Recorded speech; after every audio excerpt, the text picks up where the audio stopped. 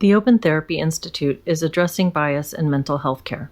Go to our website, opentherapyinstitute.org. We have CE credit workshops about overlooked issues in the field. You can go to our workshop page and register now and become a member. And for those looking for a therapist, we match people with someone who's highly skilled and truly open. Just contact us through the contact page on the website or email us at info@opentherapyinstitute.org. Hi, I'm Leslie Elliott Boyce from the Radical Center. I'm Andrew Hartz from the Open Therapy Institute. We were just talking about something that I've found really fascinating over the last, several years or this recent period of cultural upheaval.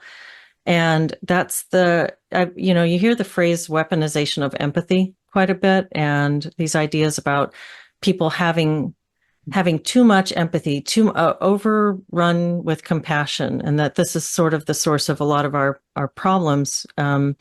I don't tend to think of it that way, though. I think that it's misdirected or strangely targeted, focused empathy, because sometimes when we see this over direction of empathy towards a particular source, it's accompanied by a dearth of empathy for other people who are in the same situation or are sidelined in that particular situation. And I guess it would help to be a little bit more specific. But one example that I can think of that comes to my mind is the trans debate, the gender debate. So we seem to have different schemas on two different sides of that discussion. So some people, when they're picturing the trans person, they're thinking of a person that they have a lot of sympathy for. This is the target of their empathy. This is a person who has trouble fitting in, has this deep discomfort with their own body, who has been sidelined and marginalized by society, who is just trying to be okay with themselves, and they need care. They need special attention and medical treatment, psychological treatment, and social support in order to just be okay. So this is the target, the sort of schema that this one side will have. Whereas the other side, and that you hear, if you can picture it in two sides, will be about giving the empathy to, say, women who are being displaced in sports and in their own dressing rooms. And we'll look at the fact that now we'll often see a men's restroom and a gender neutral restroom. So it's this displacement of women. So the woman becomes the target of empathy. And the schema for the trans person is more predatory, more dangerous. But we're looking at the same individual or the same topic in our mind, and we've developed a different set of automatic assumptions. And so I find this very interesting, and I think of it as kind of a schema mismatch, really. And I wonder, is that just because we are trying too broadly to use heuristics when we think about people? We're trying to it's sort of this atomized and yet very diffuse population trying to argue over situations that happen on the personal level but appear in our imagination in this particular way. We have to make a picture in our mind about it. So anyway, I wonder what are your thoughts on this kind of issue? I was so interested when I heard you first mention this, because this is something that I've been thinking about a lot as well. And I think I think that there's kind of like it's a monstrous kind of empathy that's emerging. I think it's definitely related to identity politics, ways of thinking, but typically there's one group that gets this kind of limitless empathy that I do think is kind of a horrifying limitless empathy. And then there are these other groups, and it's often not even acknowledged that this is going on, but then there are these other groups that get this equally horrifying total lack of empathy. So the excessive empathy, you can see this when it's like somebody who committed a violent crime needs empathy.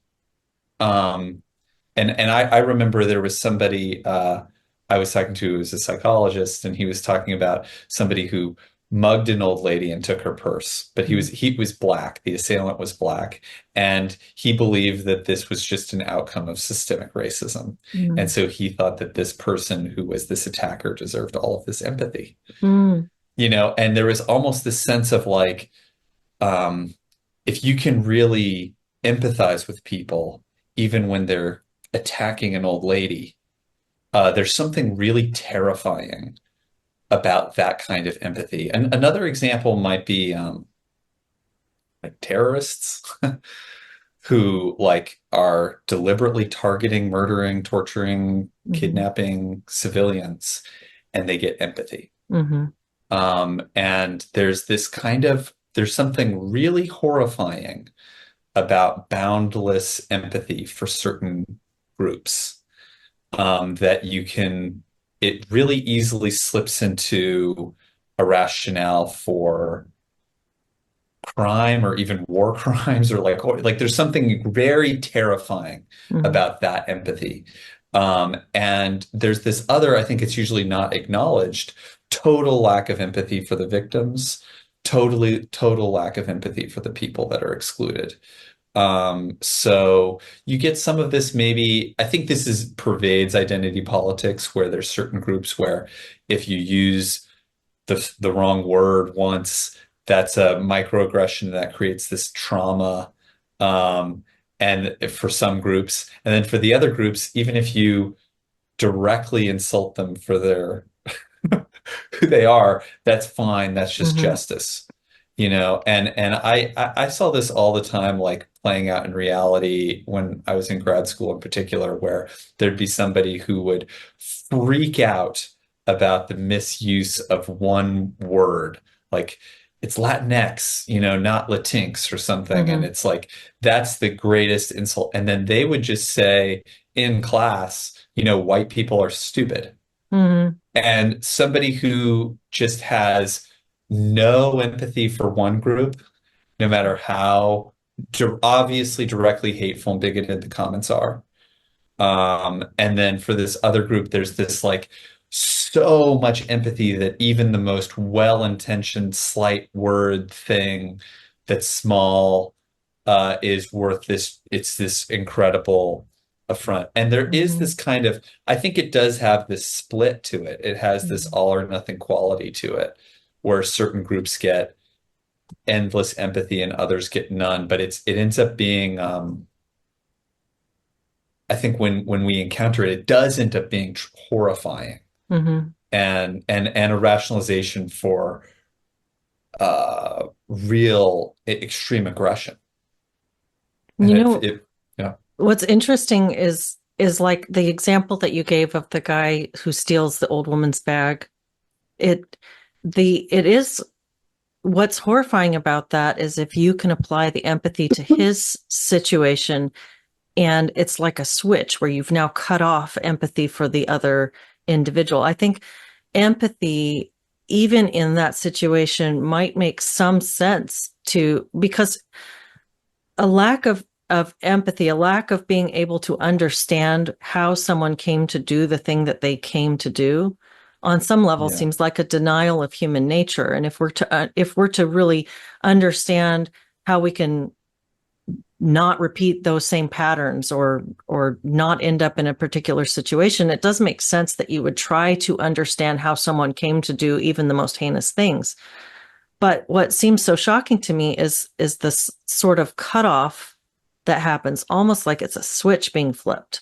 Like here, and I'm going to go back to gender because this is one of the places where I keep on seeing this. This is right. when I was in graduate school and I was taking a human sexuality class for counselors. We had to watch a film about how trans people have always been here. It was this very like sympathetic to trans identified people, trans children in particular. We had to, see that and there was never the question raised like, are they really trans children, or are they children with gender dysphoria, and trans is one particular way that we could interpret that or go with that. But one of the discussions that came up afterwards, and we were all asked to take part in, was around people who are trans-identified who experience partner rejection. So a man who decides to come out to his wife that he's trans and she divorces him or doesn't love him anymore or won't engage with him in a sexual way anymore, or a trans woman who goes out on a date and then after the date, if they end up having intimate relations, this person is rejected by the partner upon finding out that the person is trans. And what we were asked to do as counseling trainees was to empathize solely with the rejected individual in these scenarios. Right. And right. we were told to focus, and this is where the discussion focused on the pain of that rejection. And what I thought was, yeah, I can see how that would be painful. I can Right. perform the mental imagery to get into that person's scenario and see that they would feel vulnerable, exposed, rejected, and hurt. But even more than that, I can empathize with the other person in that picture who feels like Right. they have been tricked, who feels like Yes. they have had something, they feel betrayed because something that was important to them was withheld from them and then sprung on them in a way that changed their entire understanding of the situation that they were in. And there was no empathy given in this particular discussion that was led by the professor to that person's experience. And in my perception, I perceived them as more of the victim, just like I perceived the woman who got her handbag stolen as far more of a victim than whatever it was in the assailant's life that led him to Right. make such choices and involve himself in criminal behavior. Totally. Well, and it's also, I think, related to it, there is this kind of idealization of the group that warrants empathy. Empathy means it's really about sharing feeling with somebody. Mm-hmm. It's about connecting at an emotional level to what that person is really feeling Mm-hmm. and really connecting to their state. And if it's accurate, it doesn't necessarily mean it's different from idealizing someone, Mm-hmm. saying, oh, you did everything perfectly. Everything bad that happens was always the result of other people because you're perfect. Mm-hmm. That's usually not empathic because that's usually not true. So maybe it's never true, Yeah. So it's like the idea that like maybe this person who mugged this old lady and took her purse was a psychopath, Mm-hmm. and he is blaming systemic racism because he doesn't have capacity for remorse or because he likes manipulating this therapist he sees as dumb and he Mm-hmm. likes pulling one over on him. Um, actually reading that accurately, as this is somebody who's got a lot of aggression, maybe somebody who enjoys lying and manipulating, maybe is psychopathic, recognizing that is more empathic Mm-hmm. than tuning that out and idealizing this person as somebody they're not. Mm-hmm. And, when you're talking about the trans thing, I mean, I don't think it's all trans people, obviously, but there are trans people who get off on tricking Mm-hmm. others and they like tricking and they want to fool you. And that's, maybe even part of the fetish. I mean, so it's like to ignore that might be part of what's attracting them to this isn't empathic. To ignore the aggression, like that maybe the terrorist who's maybe they're not hapless victims who have tried every means they can think of and have been driven to terrorism, against their will, and they're pure-hearted. Maybe that's not accurate. Maybe they're really, really hateful fanatics who are full of aggression and want to hurt others Mm-hmm. out of malice, which is probably more often the case. Mm-hmm. And so it's like, but it's not realistic. And so there is this weird thing where it's like, it's not just the all or nothing thing, but it's also like, it's not grounded empathy in the reality of, is that what really happened? Or Hmm. are you just telling yourself this fantasy of the trans person on the date is this perfect, well-meaning person who's done everything they can think of to do things right, and the person rejecting them is just this cruel, soulless, mean, transphobic, Hmm. awful person? Like, that's probably not what happened. That probably doesn't happen that much. Hmm. It's people are more complicated than that all or nothing framing. Um, and I think, and I guess the other thing I'll say is like I also think like with identity politics, it necessitates these types of dysfunctional ways of thinking because as Hmm. soon as you say these are the groups I care about, you're you're implicitly saying these are the groups I don't care about. And once you start doing that, it really has a tendency to spiral to where the groups you don't care about are really getting ignored and isolated and Hmm. discarded, and the groups you do care about get idealized, and you know so it's really I really noticed this trend as a result of like the intensification of identity politics over the past decade. Hmm. And when you point to that idealization, I'm brought back to the conversation we had around splitting and the Yeah. primitive defense mechanism of idealizing and devaluing, and what that that really explains a lot of, or is one way to look at a lot of this behavior. It's like if you are in the targeted group that is chosen for empathy, then you really can do no wrong. And whatever you do that is wrong is going to be assimilated into the existing schema that we have for you. And it's going to be explained away as not your fault. And at the other side, there's no potential for empathy for that side. And I think that that's a really scary trend. Oh, it's totally horrifying. And I think in reality, like when I see this kind of like monstrous empathy, this distorted empathy, there's a ton of aggression in it. Mhm. It really is terrifying. It can be an incredibly it's just so misattuned, and there's so much and disowned aggression that's embedded in this kind of like weird empathy that's not connected to reality. Um, and it's a shame that it's linked to empathy because I do agree with what you're saying, which is like if empathy is accurate and reality based and balanced, it's a powerful tool to understand people better. Empathy should be a way of more accurately understanding the world. Mhm. It's a way to actually have a better insight into what people are doing and why. Mhm. And so it's getting a bad name because it's linked to these really dysfunctional behaviors, which I think is a loss because it could be it's a really powerful tool if it's used correctly. Mhm. Um,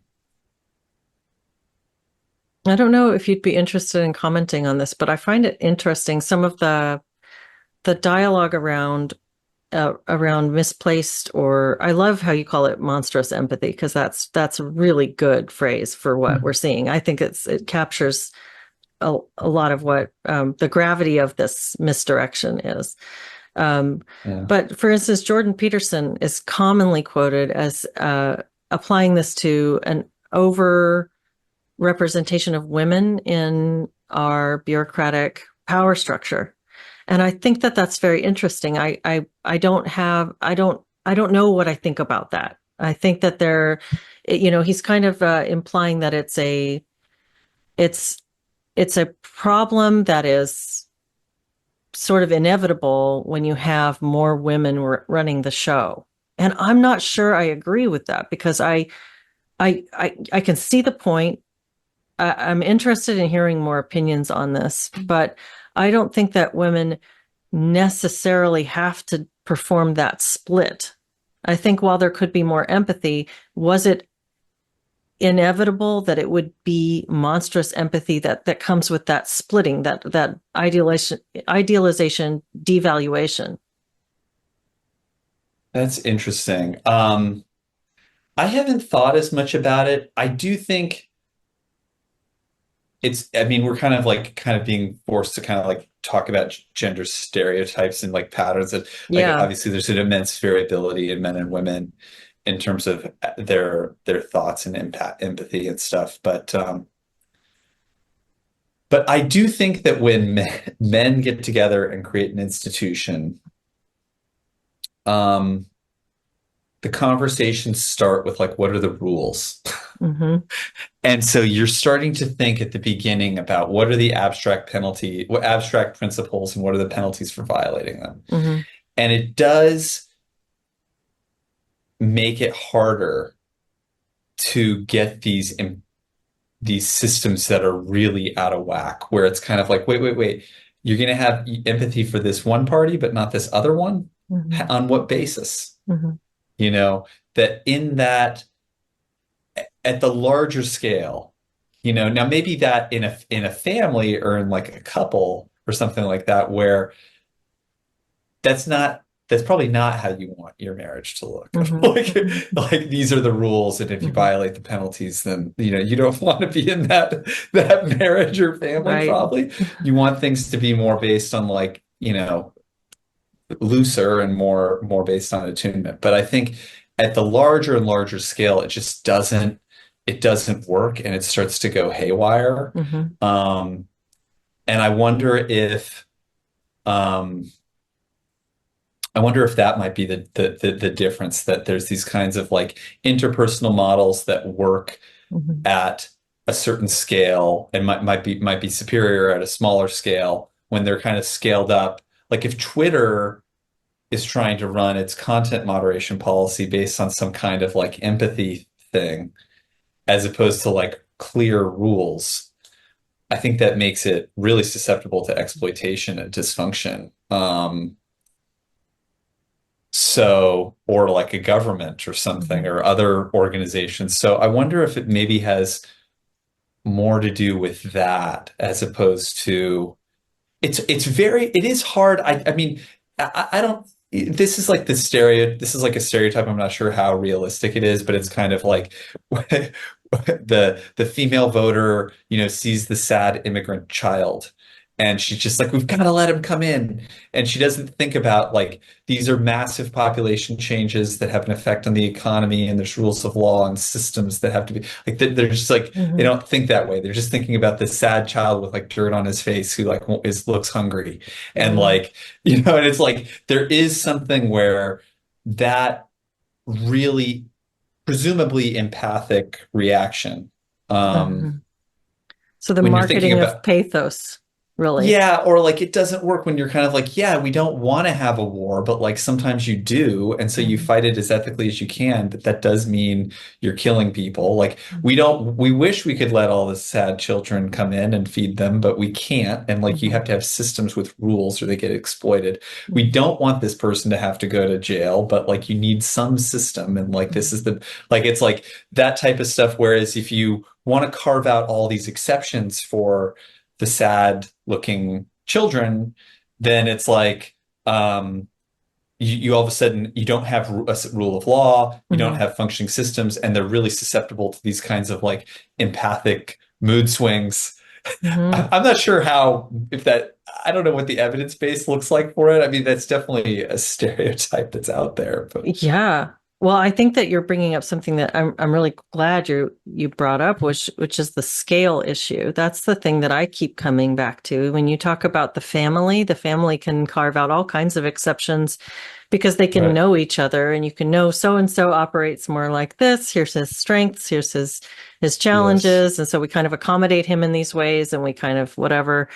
And each person is known to the whole, and we can operate in a way that meets everybody's needs. But if you scale out, you have these rigid systems that are operating in these robotic, technical, rules-based ways. And so if you start to look to carve out exceptions for those people, like you are going to be using a utilitarian framework, which means that some people are going to be left out of the exception that you're carving out, and some people are going to be unfairly rewarded, or even um, so one of the I think right away of COVID and the "Don't Kill Grandma." So the schema being the Right. vulnerable old person.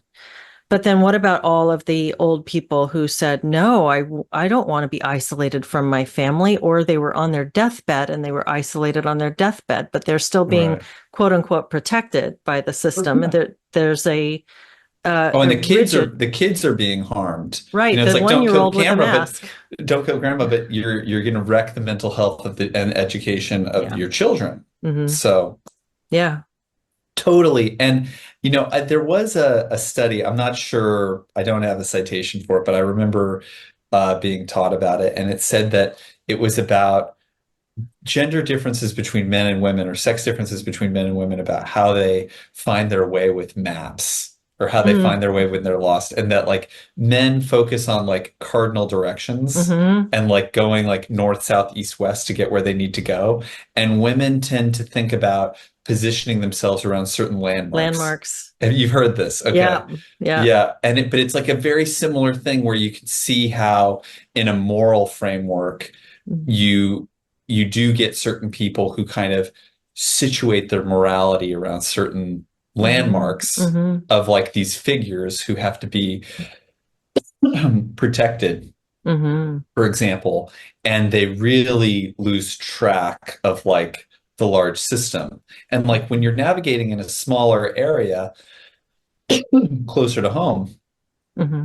that landmark system can work pretty well, maybe even better, because you don't have to think about like where's the sun. You can just Hmm. like there's the landmark and you get there. And so it works there. But then when you're like going out over a longer distance, you actually really do need to have these maps that go Hmm. into more detail. But you can see it too with like a principle of like I think that seems like it's that's a very like male stereotype. It's like we've got to do this for the principle Hmm. of it, and the woman's like whatever, I don't care, you know. But it might be so. I don't know. I wouldn't want to speak too off the cuff about how much this is happening. I definitely see. Like I definitely know plenty of men who are really captive to really biased empathy to Hmm. me. Hmm. Like and this is, I'm thinking of other videos like not just the splitting one, but anti-white hate. Like, Hmm. why is it so forbidden to have empathy for victims of anti-white racial aggression? Why is that such a threat? Hmm. That's one of the most taboo topics in our entire society. Hmm. And I can't think of really any moral rationale for why that should be so forbidden. Hmm. But it really is. And yet empathy for racial aggression towards other groups is like often seen as the most important Hmm. issue in our society. And I don't um but I don't know that I don't know how huge the gender difference is between like, hey, look, if you're against race hate for one, you should be against race hate for the other. That's the fair principle that we all play by the same fair rules versus somebody who's just kind of like, I saw a sad black child and that's Hmm. all I can hold my mind. And so I can't think Hmm. about the sad white child, Hmm. because that's too complicated for me or something. I don't know. Yeah. Yeah. It's fascinating. Well, thanks for being willing to at least touch on it because I think that there's a lot there. There's so much. The war of the sexes is alive and raging, and I think there's a lot to talk about within that. Yeah, So excellent. Glad we yeah. did. Well, thank you for this conversation about empathy. And do you think there's anything we missed that we should stress or go back and revisit?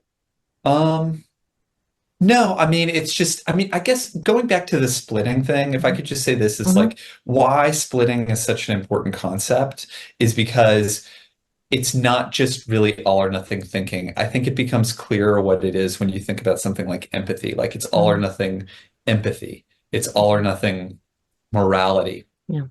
It's all or nothing relationship schemas. Hmm. One has all the power, the other doesn't.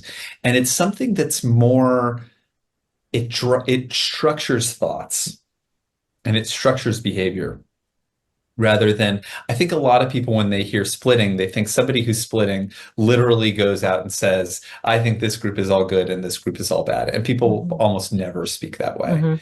It's more just they only say good about one and they only say bad about the other, or they only express empathy towards one and they never express empathy towards the other.